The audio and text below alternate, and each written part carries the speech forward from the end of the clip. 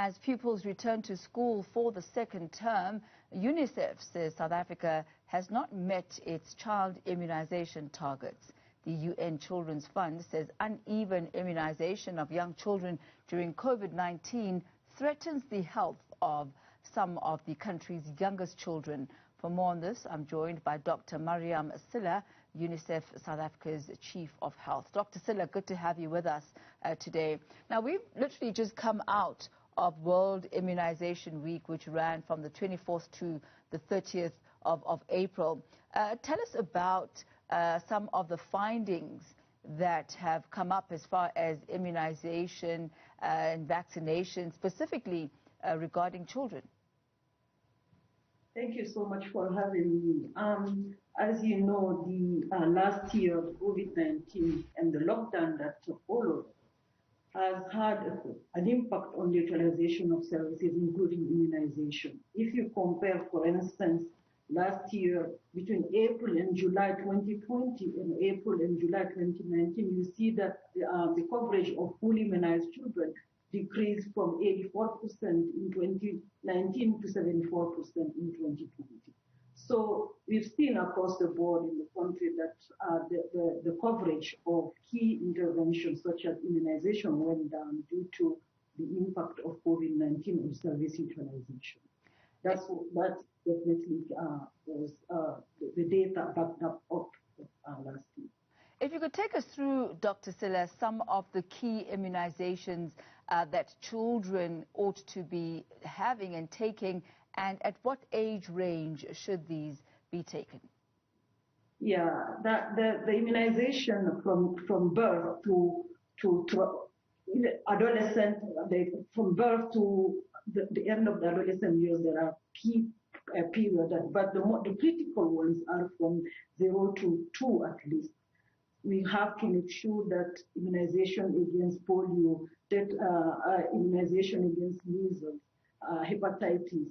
There is 11 antigen vaccine that need to be provided to children. All of them need to be taken timely and at the indicated schedule by the National Department of Health.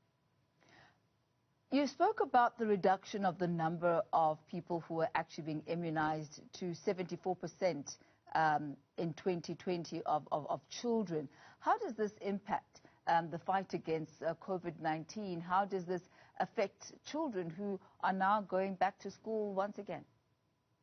So let me just maybe clarify a bit. I was saying between April and July, it went down to if you compare the same period, April and July 2019 to April and July 2020, it went down from 84 to 74. However, if you look at the fully immunized children between 2019 and 2020, it's at 84, which is below the global target of 90%. I just wanted to clarify that. Now, in terms of, sorry, I lost track of the question. Can you come again? Yes, not a problem. The question is looking at the numbers and the fact that there has been a reduction, and you've just mentioned now that actually we are way under the global target of 90%. How does that then impact children going back to school? How does that impact their immunity? How does that impact their safety during this time?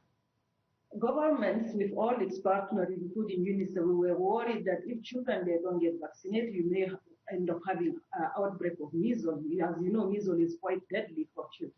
So what we did is that before, for the children under the age of 5, those who have missed their shot, their vaccination, we supported government to come up with a catch-up drive, making sure that every child that missed their vaccine are brought up for their vaccination. This catch-up drive takes throughout the country, in every district, so that children are brought up, they are vaccinated. And as you mentioned, we have to make sure that children are well protected when they go back to schools. We don't want, on top of the COVID-19 pandemic, to have an outbreak of measles. The health system is already busy taking care of that, and then we don't want to have another epidemic in the country. Outbreak, it's the outbreak for children in the country. And how is the vaccine catch-up being rolled out? It does sound like it's something very important for children to be a part of, but How do parents know where to go, when and how, the logistics of it all? Yeah, there is a communication that UNICEF and other partners are supporting in terms of informing families that the catch-up drive is happening, to start where it's happening, how often it's happening, so that they bring their children. And the good thing also that is happening is that some of the assets and platforms that the COVID-19 teams are using we are leveraging on that to inform communities that health facilities are in fact open. There are measures have been taken to make sure that if you bring your children, all the measures, precautions are taken so that you don't get infected with vaccine. So yes, we work with local radios, local organizations, community-based organizations to inform families so that they bring their children and to catch up the immunization they have missed. But in addition to that, it's not only immunization. We want to make sure that vitamin A is provided, deworming are taking place, and some of the intervention related to HIV/AIDS children are brought to health services so that they get their medicines and all the required support. Dr. Silla, what are the impacts of late immunization? We've spoken about the fact that dates have been missed. Is there any sort of physiological impact for the late administration of immunization? No, the most important thing is to get your kids immunized. Bring them to the health facilities. If they have missed, bring them to the health facilities. The healthcare workers will make sure that every measure is taken so that your kids are immunized. What we want is to get children immunized. Missing it, we don't. It's important to get timely immunized, but the most important above all this is to get your children immunized. Bring them up. Bring your children for immunization. If they have missed it, I wouldn't say it's fine, but bring them for their shot.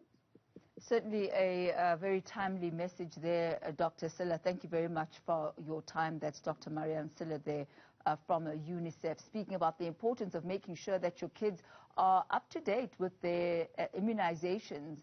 You don't want them catching a bout of measles or polio or anything else in the midst of the COVID-19 pandemic. As you'll imagine, that will be an extra strain on the already strained health infrastructure. That's Dr. Mariam Silla there. Thank you very much for your time.